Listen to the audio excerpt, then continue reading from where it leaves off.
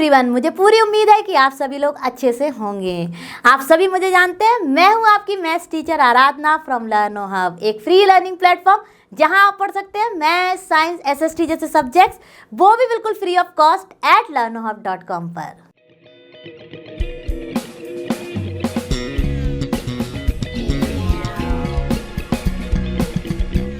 तो बच्चों, आज मैं आपके लिए लेकर आई हूँ एनसीईआरटी सॉल्यूशंस फॉर क्लास 7 और हमारा चैप्टर है आज का chapter number 7 congruence of triangles और एक्सरसाइज है 7.2। मुझे पूरी उम्मीद है कि आप सभी अपनी नोटबुक और पेन के साथ रेडी होंगे और मेरे साथ साथ सॉल्व करेंगे। तो बच्चों, देखते हैं अपनी एक्सरसाइज 7.2 का क्वेश्चन नंबर 1। तो क्या है ये? Which congruence criterion do you use in the following. अब देखिए हमें क्या गिवन है। हमें गिवन है AC जो है, जो ये AC है वो है इक्वल टू DF के। ठीक है, दूसरा हमारा क्या दिया गया? हमें दिया गया AB जो कि इक्वल है हमारे D की, और हमें दिया गया है हमारी BC जो कि इक्वल है EF के। तो ठीक है, अब देखिए इन्होंने ये भी लिख दिया कि ट्राइंगल ABC है वो कॉन्ग्रुएंट है ट्राइंगल DF के। हमें केवल बताना है कि भाई विच कॉन्ग्रुएंसी प्रॉपर्टी ये है, ट्राइंगल ABC जो है वो कॉन्ग्रुएंट है ट्राइंगल DEF के, या ट्राइंगल DEF जो है वो कॉन्ग्रुएंट टू है ट्राइंगल ABC। ये है हमारी side side side congruency property, right. ये आपने चैप्टर में 100% पढ़ी होगी कि अगर हमारी जो भी हमारी ट्राइंगल फर्स्ट ट्राइंगल्स की साइड्स हैं उनके करस्पॉन्डेंस में अदर ट्राइंगल की जो साइड्स हैं वो इक्वल हैं, तो वो होती है हमारी side side side congruency property of triangle, right. और उससे हो गया हमारा ट्राइंगल ABC, ठीक है, is congruent to triangle DEF। तो देखिए है ना सब कुछ बराबर, AB D, तो देखिए AB होगी D से, BC होगी EF से, और फिर हमारी AC या CA जो भी कहना है वो होगी हमारी FD या DF के। ठीक है, तो बहुत ही आसान था। ये कौन सी प्रॉपर्टी हमने यूज़ की? Side side side. अब हम चलते हैं अपने नेक्स्ट क्वेश्चन पर। चलो बच्चों, हम करते हैं अपनी एक्सरसाइज 7.2 के क्वेश्चन नंबर 1 का B पार्ट। अब B पार्ट में हमें क्या क्या गिवन है? सेम चीज़ है, हमें पता करना है कि कौन सा कॉन्ग्रुएंसी क्राइटेरिया है जो कि इन दोनों को कॉन्ग्रुएंट बना रहा है। अब देख लेते हैं क्या क्या गिवन है। ZX यानी कि ये हमारे इक्वल है RP के, डेफिनेटली होगी क्योंकि यही इसके करस्पॉन्डेंट है, तो ये दोनों इक्वल होंगी। अब RQ है हमारे ZY के, यानी कि RQ और ZY हमारे एक दूसरे के क्या होंगी? इक्वली होंगी जब अगर ये कॉन्ग्रुएंट है। और देखिए PRQ यानी कि ये एंगल PRQ ये किसके बराबर होगा? ऑब्वियसली इन दोनों साइड्स के बीच में जो एंगल होगा, यानी कि XZY। ठीक है, तो ये दोनों जो हैं ये हमारे इक्वल है। तो ये कौन सी प्रॉपर्टी होगी? ये भी आपने चैप्टर में पढ़ी होगी। ये हमारी देखिए साइड, फिर एंगल और साइड, यानी कि दो साइड्स और उनके बीच में इंक्लूडेड एंगल जो कॉन्ग्रुएंसी ऑफ ट्राइंगल है, उससे हमारा जो ट्राइंगल PQR जो है वो कॉन्ग्रुएंट आ रहा है हमारे XYZ के। तो इससे ऑटोमेटिकली और क्या चीज़ें होंगी जो हमारी कॉन्ग्रुएंट हो जाएंगी? PQ हो जाएगी XY के, RQ हो जाएगी हमारे ZY के। ठीक है, तो इस तरह से ये हो गया। तो हम यहाँ पे लिखेंगे triangle PQR is congruent to triangle XYZ by side angle side SAS property of congruency. ठीक है, बहुत ही आसान है। SAS प्रॉपर्टी ऑफ कॉन्ग्रुएंसी या कॉन्ग्रुएंस कुछ भी लिख सकते हैं। ठीक है, तो आई होप ये भी आपको अच्छे से क्लियर हो गया होगा। तो हम चलते हैं इसके नेक्स्ट पार्ट पर। चलिए बच्चों, अब देखते हैं अपना C पार्ट। तो C पार्ट में भी हमें पता लगाना है कि किस क्राइटेरिया से ये जो एंगल LMN है वो कॉन्ग्रुएंट है हमारे GFH के। ठीक है, अब देखिए सबसे पहले हमें क्या गिवन है? ट्राइंगल MLN, यानी मिड में क्या है? मिड में L है और यहाँ G है, यानी कि ये एंगल जो है वो हमारा इस एंगल के बराबर है। ठीक है, और उसके बाद हमें क्या दिया गया, एम एल, यानी कि ये M L equal to F G, यानी ये साइड जो है वो है इसके बराबर, ये भी गिवन है। ठीक है, तो चलिए मार्क कर लेते हैं M L and F G. ठीक है, उसके बाद हमारा एंगल एन एम एल, यानी कि ये angle L N M L, यानी कि ये एंगल, ये हमारा किसके बराबर होगा? ऑब्वियसली देखिए, जब दो एंगल्स होते हैं तो उनकी इंक्लूडेड साइड हमारे जो है वो होनी चाहिए इक्वल और correspondent with respect to the other triangle. ठीक है, अब देखिए इसके साथ कौन सी हो जाएगी हमारी, ये देखिए एफ। ठीक है, तो ये एंगल बराबर होगा। ठीक है, तो ये एंगल, ठीक है, ये एंगल और ये साइड हमारी, यानी कि अगर आप इस ट्राइंगल को उठा के इसके ऊपर रखेंगे तो कुछ इस तरह से जब रखेंगे, इसको रोटेट करके, तब ये इसको ओवरलैप करेगा। ठीक है, तो ये चीज़ तो आपको क्लियर हो ही गई होगी कि ये किस तरह से एक दूसरे को एकदम ओवरलैप करेंगे, यानी सेम साइज और सेम शेप के होंगे तभी वो ओवरलैप करेंगे। वही हमारी कॉन्ग्रुएंसी कहती है, राइट। आप देखिए ये कौन सी प्रॉपर्टी हो गई, टू एंगल्स और उनकी इंक्लूडेड साइड, यानी कि ए एस ए। तो हम लिख देंगे triangle LMN is congruent to triangle GFH by which property? By ASA, यानी angle side angle property of congruency. कितना आसान है, राइट। प्रॉपर्टी ऑफ कॉन्ग्रुएंसी, यही तो होती है प्रॉपर्टी, यानी दो एंगल और उनकी इंक्लूडेड साइड अगर बराबर है तो हम कहते हैं कि वो दो ट्राइंगल्स जो हैं वो है कॉन्ग्रुएंट। आई होप आपको ये भी अच्छे से समझ में आ गया होगा। हम चलते हैं अपने नेक्स्ट क्वेश्चन पर। चलिए बच्चों, अब करते हैं अपने क्वेश्चन नंबर 1 का डी पार्ट। अब डी पार्ट में भी हमें 2 ट्राइंगल्स दिए गए हैं और उनमें क्या क्या इक्वल है वो बताया गया है। तो देखिए हमें दिया गया है EV इक्वल्स टू DV। ठीक है, तो देखिए EV DV ये हमारी बराबर है और इनको हमको मार्क भी कर दिया गया है कि ये एक एक लाइन से मार्क हुई हैं, एक एक ऐसी स्लैंटिंग लाइन से मार्क हुई हैं। इसका मतलब होता है कि ये दोनों बराबर है। ठीक है, अब यहाँ ये दो दो है ना, तो ये और ये बराबर है, जो ये और ये जिनका सेम सिंबल है, तो ये रिप्रेजेंटेशन होता है कि जो लाइन्स हमारी सेम है या बराबर है उनके को रिप्रेजेंट करने के लिए हम ऐसे यूज़ कर लेते हैं। मान लीजिए ये भी बराबर होती तो 3 से यहाँ और 3 से इसके रिस्पेक्ट में जो भी होती है उसको कर देते। ठीक है, तो ये तो एक जस्ट रिप्रेजेंटेशन है। बाकी हमें क्या दिया गया, उसके बाद हमें दिया AE। अब AE हमारी ये है। ठीक है, ये किसके बराबर है हमारी BC, यानी ये और ये। ठीक है, ये बराबर है। ठीक है, AE एंड BC, और ये एंगल जो है हमारा वो है हमारा 90 डिग्री। ठीक है, अब देखिए ये आपने पढ़ी होगी right angle hypotenuse side property of congruency. उसमें क्या कहा जाता है, अगर हमारे दो ट्राइंगल्स उनमें हाइपोटेन्यूस बराबर है, ये होती है ना hypotenuse, the longest side of the right angle triangle is called the hypotenuse. तो ये हमारी हाइपोटेन्यूस है दोनों की। अगर ये बराबर है और कोई एक साइड बराबर है, ठीक है, दो ट्राइंगल्स की, और एंगल जो है वो 90 डिग्री है, तो by RHS property, right angle hypotenuse side property से ये दोनों एंगल्स हो जाएंगे कॉन्ग्रुएंट। तो हम लिखेंगे triangle ABE is congruent to triangle CDB by RHS, यानी कि right angle hypotenuse side property of congruency. ठीक है, तो ये भी आपको क्लियर हो गया होगा अच्छे से। हम चलते हैं अपने नेक्स्ट क्वेश्चन पर। चलो बच्चों शुरू करते हैं अपना क्वेश्चन नंबर 2। तो क्वेश्चन नंबर 2 क्या कह रहा है, if you want to show that एक ट्राइंगल ART, यानी कि ये triangle is congruent to triangle PEN, यानी कि ये वाला, तो क्या करना है हमें, A पार्ट। ठीक है, if you have to use SSS, यानी कि side criterion, then you need to show, क्या हमें दिखाना पड़ेगा कि तीनों साइड्स जो हैं उसके करस्पॉन्डेंस जो दूसरे ट्राइंगल की साइड्स है वो होनी चाहिए इक्वल। तो ये हमें कैसे करेंगे हम, अगर मान लीजिए हमने यहाँ की AR ली तो यहाँ की इसके रिस्पेक्ट में कौन सी होगी P, तो AR होनी चाहिए हमारे बराबर P के, वही इसके करस्पॉन्डेंस है। देखिए AR के करस्पॉन्डेंस हमारी है P, ये रही AR और ये रही P, तो मैंने लिख दिया AR को होना चाहिए P के बराबर। अब RT, आर टी यहाँ पर भी बेस है, तो यहाँ की बेस क्या है, ई एन और एन ई, कुछ भी लिख सकते हैं। तो आर टी होगी हमारी बराबर ई एन की। ठीक है, अब देख लेते हैं next A T.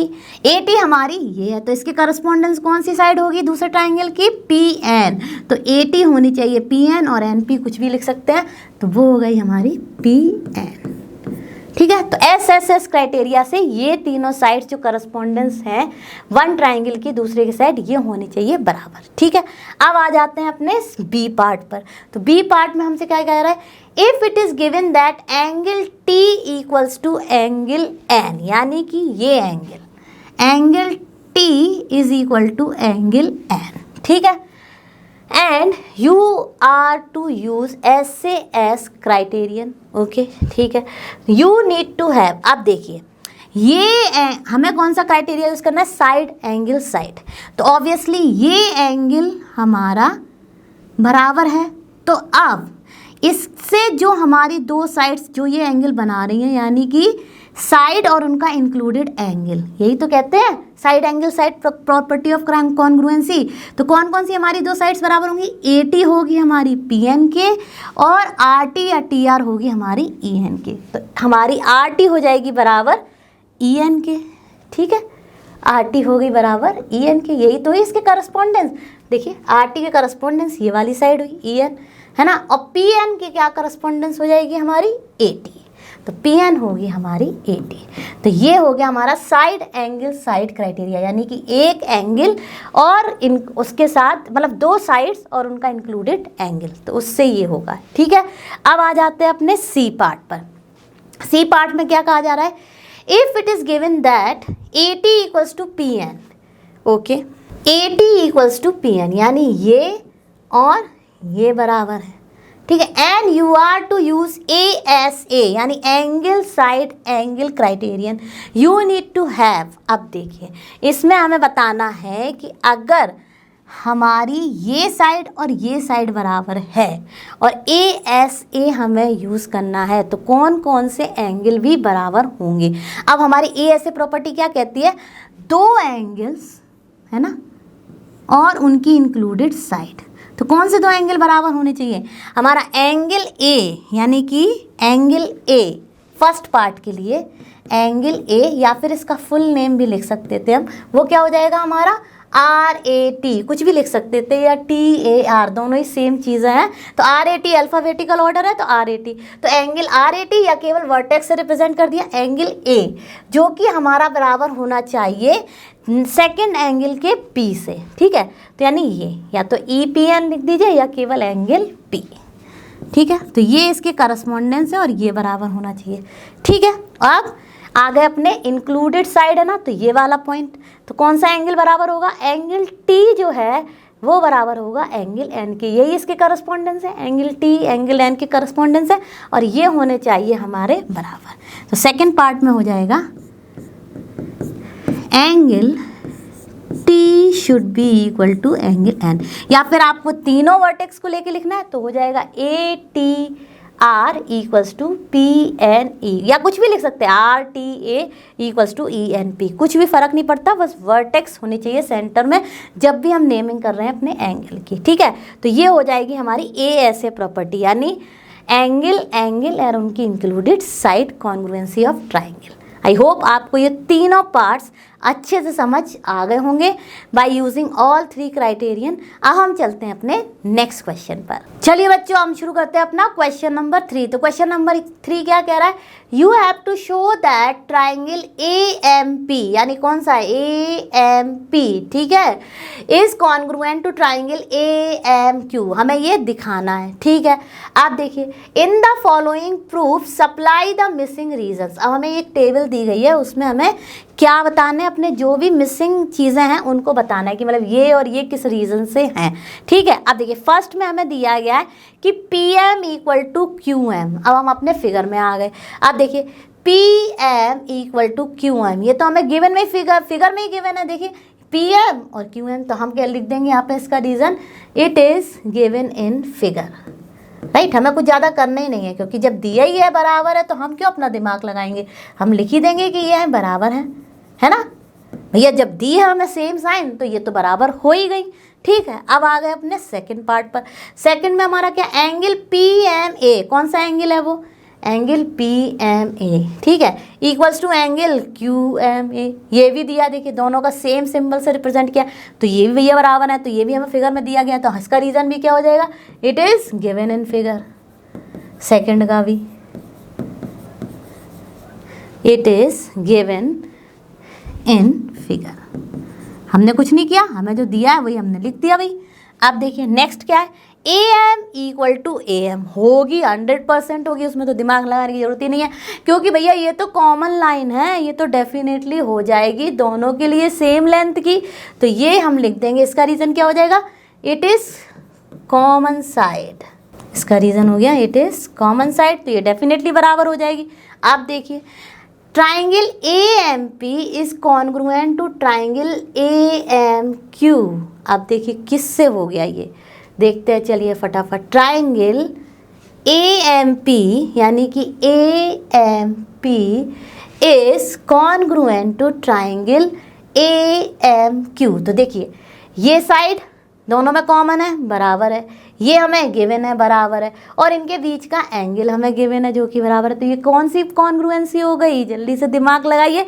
I am very much sure आपको पता है कि ये है हमारी साइड एंगल साइड कॉन्ग्रुएंसी, क्योंकि वही कहती है कि साइड्स और उनके बीच में इंक्लूडेड एंगल अगर बराबर हैं तो वो दो ट्राइंगल्स होते हैं कॉन्ग्रुएंट। तो यहाँ पे हम लिख देंगे by side angle side property of congruency, property of congruency, ये हो गए हमारे दोनों ट्राइंगल्स कॉन्ग्रू, ठीक है। तो by side angle side property triangle AMP is congruent to triangle AMQ। कितना आसान था, हमने अपने फिगर को रेफर किया और जो जो हमें दिखता गया वो हम लिखते गए। आई होप आपको ये अच्छे से समझ आ गया होगा।